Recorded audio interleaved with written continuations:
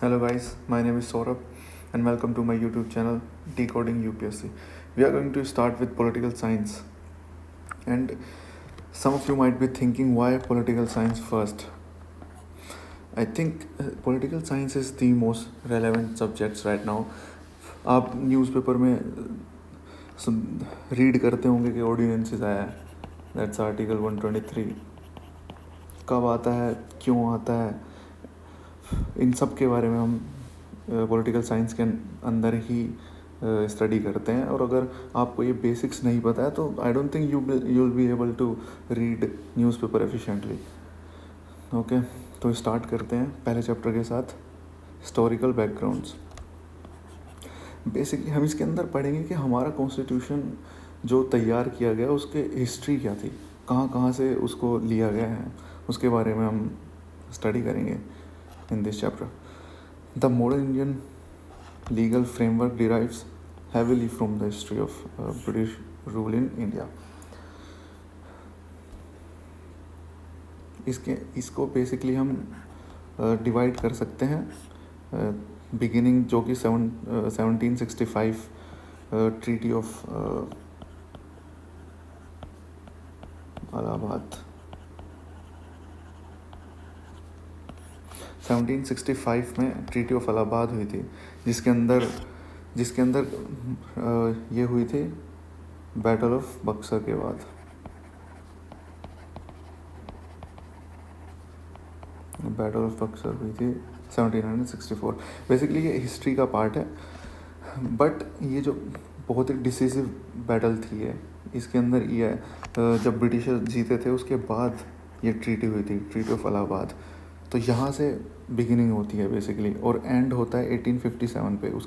उसके बाद हम सबको पता है कि 1858 में एक्ट ऑफ गुड गवर्नेंस आया था, जिसके अंदर EIC का कंट्रोल बेसिकली ख़त्म हो गया था. ठीक है, तो इन सब के बारे में हम स्टडी करने वाले हैं. चलिए फिर स्टार्ट करते हैं रेगुलेटिंग एक्ट ऑफ 1773 के साथ. ये बेसिकली फर्स्ट अटैम्प्ट था by the British government to control and regulate the activities of the East India Company in India. ये उनका पहला अटैम्प्ट था. उसके बाद ऑफिशियल रिकॉग्निशन दी गई political and administrative role of the company, base of central administration in India, post of governor general of Bengal was created. और जो पहले गवर्नर जनरल ऑफ बंगाल थे उनका नाम था वॉरेन हेस्टिंग. बहुत ही इंपॉर्टेंट है और कई बार इसके ऊपर क्वेश्चन आया हुआ है डायरेक्टली. एग्जीक्यूटिव काउंसिल बनाई गई जो कि असिस्ट करने वाली थी वॉरेन हेस्टिंग को. इसके अंदर 4 मेंबर्स थे, और इसके अंदर सेंट्रलाइजिंग बेसिकली इसकी प्रॉपर्टी थी इस एक्ट की. अब सेंट्रलाइजिंग क्या होता है, देखिए मान लीजिए ये सेंटर है, ये स्टेट है, स्टेट 1 स्टेट 2. अगर सेंट्रलाइजिंग टेंडेंसी है तो बेसिकली स्टेट से पावर ली जा रही है और सेंटर के अंडर आ रही है. समझ रहे हैं आप बात को? बेसिकली सेंटर के पास मोर पावर है रिलेटेड टू दीज स्टेट्स, और अगर सेंटर से पावर जा रही हैं वापस स्टेट्स में तो वो होगी डिसेंट्रलाइजिंग टेंडेंसी. अब देखिए इसके अंदर जब ये पोस्ट बनाई गई गवर्नर जनरल ऑफ बंगाल, उसको अबव कर दिया गया governor general of Madras and Bombay के. मतलब मद्रास और बॉम्बे इनसे पूछे बिना कोई डायरेक्ट एक्शन नहीं ले गए. तो ये सेंट्रलाइजिंग टेंडेंसी थी जो कि इस एक्ट के one of the important I think points में से है. इसके अंडर सुप्रीम कोर्ट भी बनाया गया कलकत्ता में 1774 में. एक चीफ जस्टिस था और 3 जज थे. I don't think this is that important, but still. Private trade को बैन कर दिया. Governor body of the company court of director was made to report the British parliament. This is in that important. फिर उसके बाद act of settlement of 1781 आया. इसके अंदर कुछ खास इम्पोर्टेंट प्रॉपर्टी इसकी कुछ खास इम्पोर्टेंट नहीं था इसके अंदर, बस इसे अमेंड करना था। जो कमियां रह गई थी 1773 के एक्ट में, उसको अमेंड करने के लिए ये एक्ट लाया गया था। देन उसके बाद आता है Pitt's Indian act of 1784 and it led the general framework of British rule till 1857। ये बहुत इंपॉर्टेंट है। पॉलिटिकल और कमर्शियल फंक्शंस को अलग कर दिया। बेसिकली डिसर्न का मतलब होता है अलग अलग कर देना, डिफाइन कर देना उनके क्राइटेरिया को, उनकी बाउंड्रीज़ को। कमर्शियल फंक्शंस के लिए एक अलग बॉडी बनाई गई, कोड ऑफ डायरेक्टर्स, और पॉलिटिकल फंक्शंस के लिए एक अलग बॉडी बनाई गई जिसका नाम था बोर्ड ऑफ कंट्रोल। ये एक बिल्कुल ही न्यू बॉडी थी जिसके अंदर 6 मेंबर और 2 कैबिनेट मिनिस्टर्स थे and it established a system of double government. देख रहे हैं ना आप, code of directors and board of control, और ये एंड की जाती है 1858 में। ये आप अभी जब गवर्नमेंट ऑफ इंडिया एक्ट 1858 देखेंगे तब आपको समझ आएगा। एग्जीक्यूटिव काउंसिल के अंदर 3 मेंबर कर दिए, 4 थे 1773 एक्ट में। देन उसके बाद east India company only an administrative body now. Commercial functions basically जो उनके थे वो टर्मिनेट कर दिए गए। मोनोपोली भी उन्होंने खो दी ट्रेड के अंदर। Monopoly means when there is only one player in the market. तो जो ब्रिटिशर्स के पास जो एक यू कैन से एक एडवांटेज थी, वो अकेले ट्रेड करते थे, वो मोनोपोली भी लॉस्ट हो गई। Then they tried to create open competition for civil servants, but they failed after opposition from court of directors. Then new members added to executive council, but they had given only legislative powers. Set up first law commission for codification of laws. ये आप आगे पढ़ेंगे history के अंदर भी। 1835 के अंदर under Lord Macaulay जो है फर्स्ट लॉ कमीशन गठित किया गया था।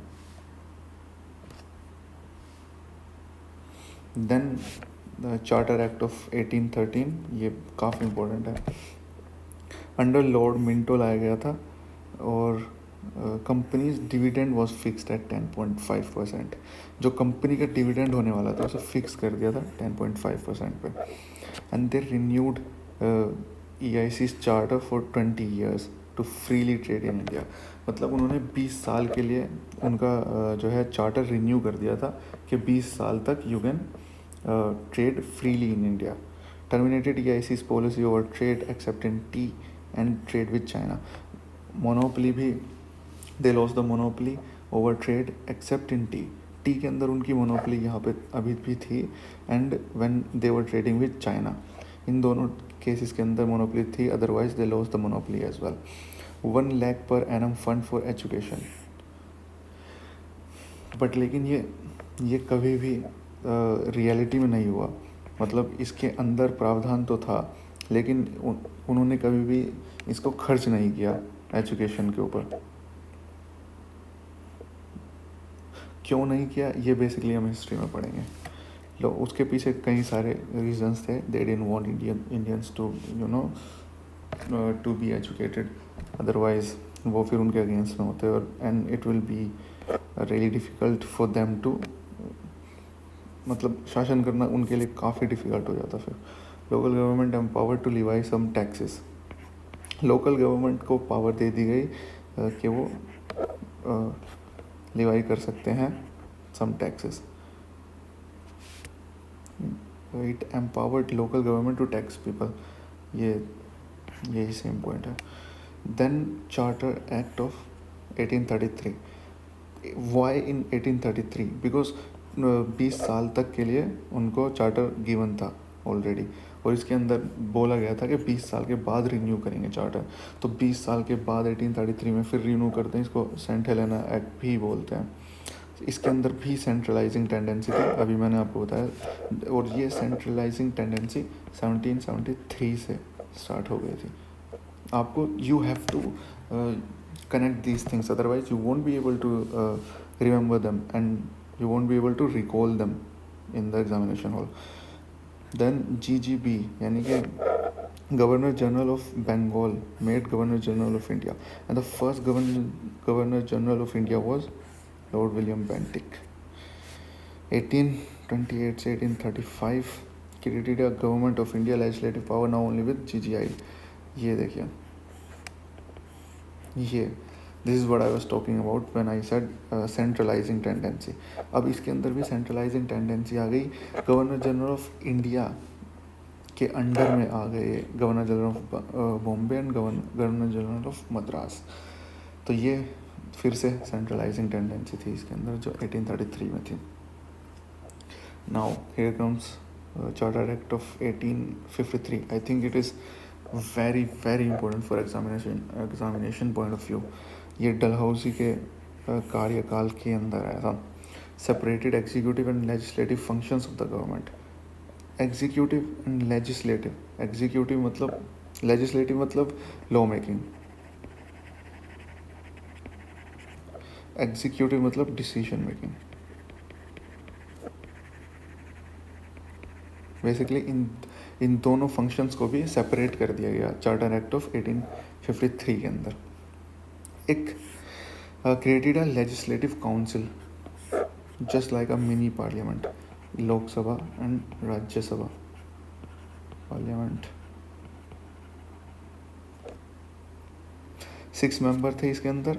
4 appointed by government of Madras, Bombay, Agra and Bengal. ये था इसका structure. Executive had veto power. Veto power basically वो होती है कि हम when you have veto power तो आप किसी भी रेजोल्यूशन को you can end it then and there. फिर उस पर कोई बहस नहीं होगी, कुछ नहीं. ये वीटो पावर होती है and it's really powerful. Extended the companies rule without specifying a particular period.